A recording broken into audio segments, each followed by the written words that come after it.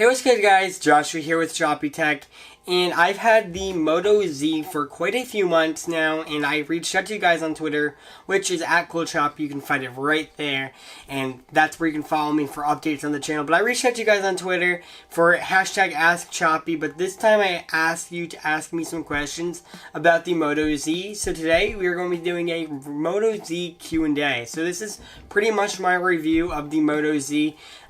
Pretty much covers up everything, and I'll fill in the blanks with my experiences along the way through this video, so bear with me here.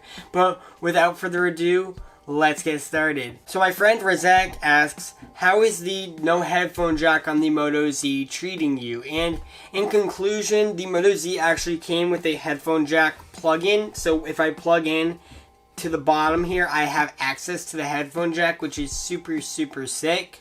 So that was awesome. So it was able to get me through when I needed headphones. So hopefully that answered your question, Razak. It wasn't a huge deal with just the extra adapter on the bottom of the phone. Not a big deal. It was pretty easy to use. Thank you for your question, Razak. It was greatly appreciated. My next question comes from my boy, Justin Kwan. He asks, thoughts on mod. So I actually got the Projector Mod in from Verizon. They were kind enough to hook that up for this review package, and that mod was super sick when I used it. The mod just made the phone look super sick on the wall, so I'll have some b-roll of that for you guys, but super sick.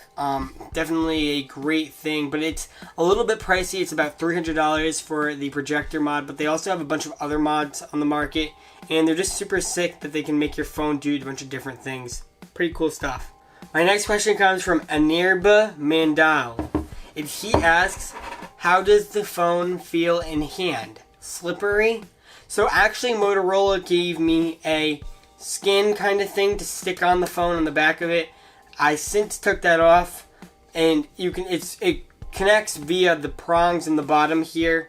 I just didn't feel like using it, but other than that, it doesn't really feel too slippery. It actually feels very solid in hand, especially the way that I hold my phones. I like to hold them with a grip with a bunch of fingers on them, but super solid. It's actually not too bad with slipperiness. It's very comfortable and nice and thin too, so it feels really light in your hand. Thank you for your question. Moving on to my next question. My next question comes from my boy Jake Pimentel. Does the Moto Z have a headphone jack? Don't hate on the iPhone. Well, actually, I am going to hate on the iPhone. And actually, it would be a little bit hypocritical for me to hate on the iPhone, as the Moto Z does not have a headphone jack. I already previously mentioned that in the video. But they do come with an adapter, which is easy to use. So just throw the adapter on and you're all set. But yeah, the Moto Z does not have a headphone jack, but it also has very solid, thin design, if I can show you with my poor focusing skills. So yeah, the Moto Z does not have a headphone jack. Thank you so much for asking your question, Jake. Moving on to my next question. What are my opinions on the body? It has a nice thin design, super solid. It's very premium. It's kind of like a Samsung Galaxy S6 in my opinion, the design of this phone. I do not like the way that the camera sticks out a bit. It just makes it rocky on the table, but it's not too bad.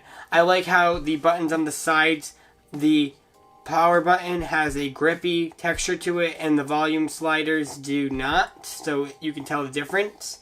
I also like the fingerprint sensor on this product as well, and I just like the overall design of the product. It was well built, and it's actually feels very comfortable in the hand. Thank you for asking, Gamers Tech. Moving on to my next question.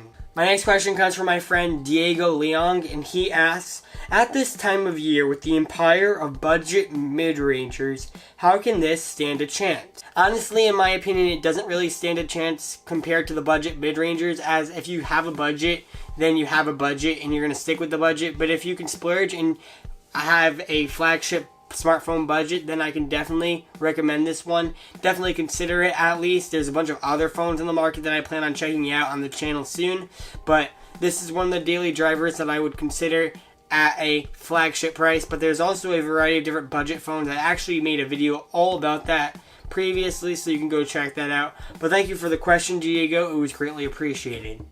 So my boy JC asks, is the price justified based on your experience with the phone? And yes, the price is justified based on my experience with this phone. It has flagship's quality. It has a great display, a great camera, just great build quality, and I can definitely recommend it, and the price is just right for this level of a smartphone. So thank you for your question, JC. It is greatly appreciated. So that's going to wrap it up for me. Thank you guys so much for asking your questions on AskChopy. If you want to ask questions, stay tuned to my Twitter when I have these kinds of series going on. Hit me on Twitter at CoolChopy, right down there as usual. Thank you guys so much for watching. You have been a fantastic audience. Like the video if you enjoyed it. Don't forget to subscribe for more content in the description below. And I'll see you guys in my next video. Thank you guys so much for watching. Let's try and get 30 likes, and I'll see you guys later. Peace.